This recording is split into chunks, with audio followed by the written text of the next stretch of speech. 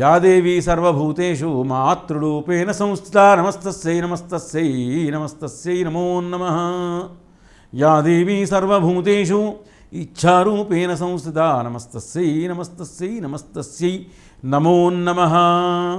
Yeah దేవీ సర్వభూతేషు లక్ష్మీరూపేణ సంస్థితా నమస్తస్యై నమస్తస్యై నమస్తస్యై నమో నమః.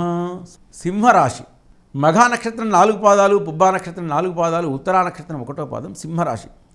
సింహరాశి వారికి క్రోధినామ సంవత్సరంలో 2 ఆదాయము 14 వ్యయము, 2 రాజపూజత, 2 అవమానత.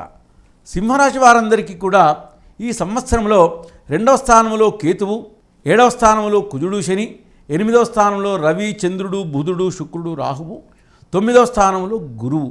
వీటి ప్రభావంతో సింహరాశి వారందరికీ కూడా 2/5/2024 వరకు గురువు 9వ స్థానంలో ఉండటం వలన, యోగకారకుడుగా ఉండటం వలన వీరికి శుభ ఫలితాలతో ముందుకు వెళ్తురు.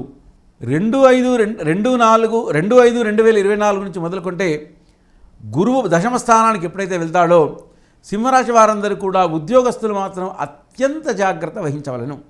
ఎందుకంటే ఉద్యోగంలో స్థల మార్పు జరగవచ్చు, ఉద్యోగ విషయంలో ఆటంకాలు జరగవచ్చు, అలానే చేస్తున్నటువంటి యొక్క పనుల్లో అలసట, ప్రయాణాల విషయంలో అనూహ్యమైన యొక్క ప్రమాదాలు, ఇకపోతే మిత్రులందరూ శత్రువులు కావడము, ఆర్థికమైనటువంటి యొక్క ఇబ్బందులు ఎదురు కావడము, గృహంలో శుభకార్యక్రమాల కొరకు అధికమైనటువంటి యొక్క వ్యయము, ఇలాంటివన్నీ కూడా జరుగును. అదేవిధంగా రాహువు కూడా అష్టమ స్థానంలో యోగిస్తున్నాడు కాబట్టి వాహన విషయంలో మాత్రం అత్యంత జాగ్రత్త వహించవలను. వివాహ ప్రయత్నం చేస్తున్నట్టు వారందరికీ కూడా కొంచెం ఆలస్యమైనటువంటి యొక్క ఫలితాలు ఈ క్రోధినామ సంవత్సరంలో జరిగేటువంటి యొక్క విధిగా ఉండును.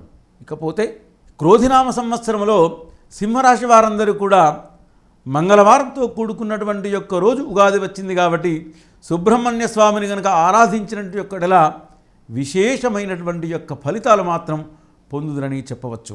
కేతువు 2వ స్థానంలో ఉన్నాడు కాబట్టి ఆర్థికపరమైనటువంటి యొక్క విషయాల్లో 1కి 2 సార్లు ఆలోచించి ముందుకు వెళ్ళినటువంటి యొక్కడలా నష్టాలు జరగకుండా లాభాల బాటలో ముందుకు వెళ్తారని మనం సింహరాశి వారందరికీ కూడా మనం చెప్పవచ్చు. Like and subscribe Eagle Media Works.